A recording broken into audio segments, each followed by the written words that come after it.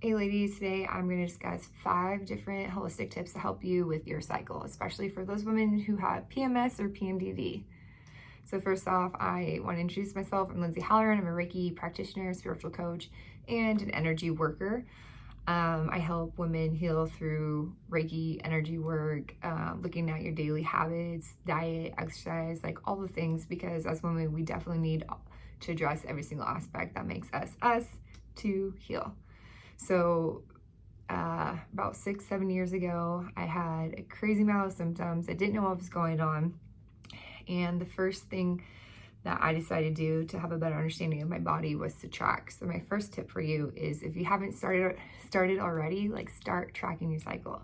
You guys, I paid zero attention to my cycle. I had no idea when I was going to start. I had no idea the crazy PMS that can come with it. I just was more of a tomboy. I was just like, oh yeah, you get your period. But I never knew how long my cycles were, how short they were, how, like, nothing about it.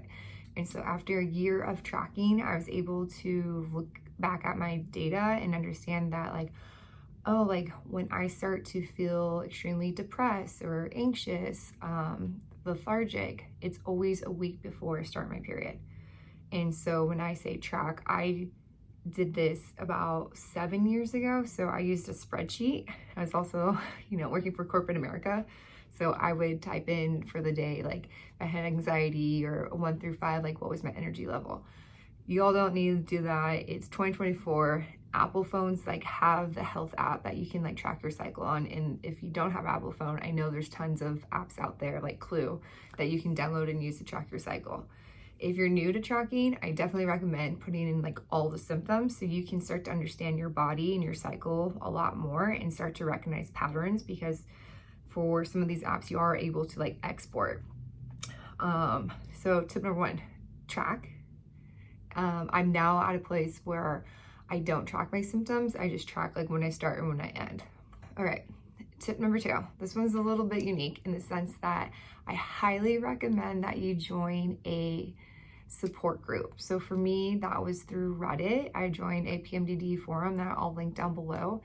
And with that came such, like, love and support and community and understanding and compassion, and just, like, this void that I had was filled. I didn't even know I had the void until I was in this forum and was reading all these beautiful ladies and their stories and what they struggle with, what they're continuing to struggle with, what they've tried, what they haven't tried, how it impacts their daily life. Like, I had to call out from work. My PMDD was so bad. There were times where I was, like, legit calling out from work. I couldn't go to work.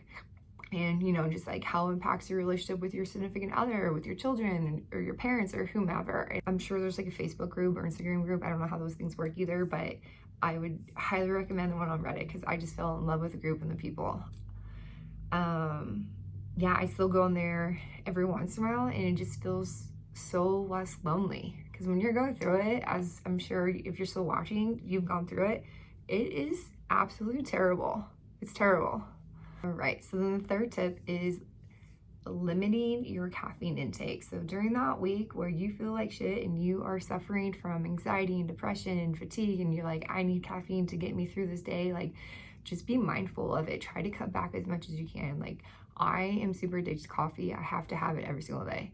So during my week, what I've been able to do, and this is huge for me, ladies, is only drink a cup of coffee, and then I transition over to tea, like low caffeine tea, but just still kind of like getting your hit, but not as much. So you want to be mindful of your caffeine intake as well as your sugar intake. Those things are going to have a huge impact. Like, I mean, they already do, but even more of an impact during this week in your cycle. All right, so then tip 4, I highly recommend looking at your supplements and what you're taking. I have taken hundreds of thousands of dollars of supplements, like crazy amount of money spent into this industry, not realizing that the quality I was taking or what I was taking really wasn't addressing the root cause. And from my personal experience, like, I'm no doctor, so I can't give you medical advice, but I'm just saying, for me, it came down to being deficient in vitamin B, magnesium, and copper. And so when you address these 3, you're able to start to function at a normal level. I know, it's crazy. And you guys, I just figured this out probably like at the big 6 months ago. So this is all new to me, and this is when I really started to see a dramatic change in my PMDD. I will also link those down below. So for the vitamin B, I use beef liver capsules. For copper, I use cod liver and a new one called Recuperate. And then I also, for magnesium, I use a magnesium. And the one that I use, this is major because I'm sure we've all been down the magnesium rabbit hole before, right? All the different strands and what to use. And there's the ones that make you go poo-poo a little too much. And this one does not, I promise you. I take it like 4 or 5 times a day. All right, and then like the last tip, believe it or not, is energy work. So just yesterday, I was feeling a little more anxious than usual. And I know like this is my week before I start my period.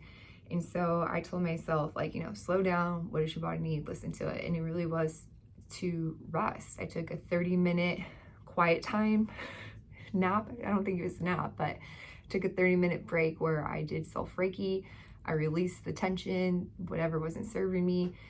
And after that, the anxiety was gone. I felt more grounded and energized for the day. And between the energy work and the supplements, I've seen dramatic changes in my cycle.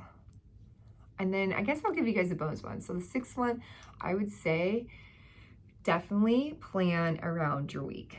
I just mastered this like this month. So I have it in my calendar. I know when it is because I'm able to catch it. Like I said, I get like slightly a little restless, a little anxious, like nothing what it was, but I'm just like, oh, I feel a little off today. I'll look at my calendar. I'm like, oh yeah, it's a week out. So I know how to prep for the week. And my goal is to do less is what I say. And you know, earlier this week, my fiance asked if we can throw a big barbecue on Saturday. And I am a hostess with the mostest, all right? Like if we're throwing a barbecue, we're having different cuts of meat, different salads, different dishes, different desserts. I'm coming out with some games. We're having a good time. The house is clean. The garden is perfect. Like I'm putting in the work. And now knowing how to schedule around my cycle, I told my fiance, like, that's a hard no. Like I need this week to chill. The last thing I need to do is to add a bunch of running around on to my to-do list. And so he recommended like, oh, well, we can just have it at the park. You know, so we compromised on having the barbecue at a park. And after a day of thinking about that, I didn't feel comfortable committing to that. You know, I told him like, normally this is a hard week for me. I'm very low in energy.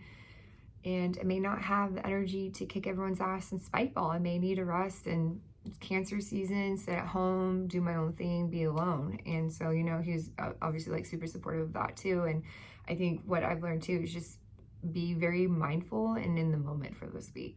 So my PMDD on a scale of 1 through 10, I would say it was out of 10 consistently for a very long time. And I have been working diligently to getting that number down. And I proudly can say that I am at a 2. So I feel like there's a little more room for improvement because like I said, like a week before I start, I can feel like a little of the anxiety, nothing that it was where before I'd have to call out from work, but now I'm just like, ooh, something's kind of off. So my goal is to have that eliminated to get me down to a 0. All right, ladies, let me know what you think. I am a Reiki practitioner and a coach. So if you have questions or want to schedule a distance session, like let me know. I am here to serve you all, help you all, and let you know that you are not alone and that there is light at the end of the tunnel.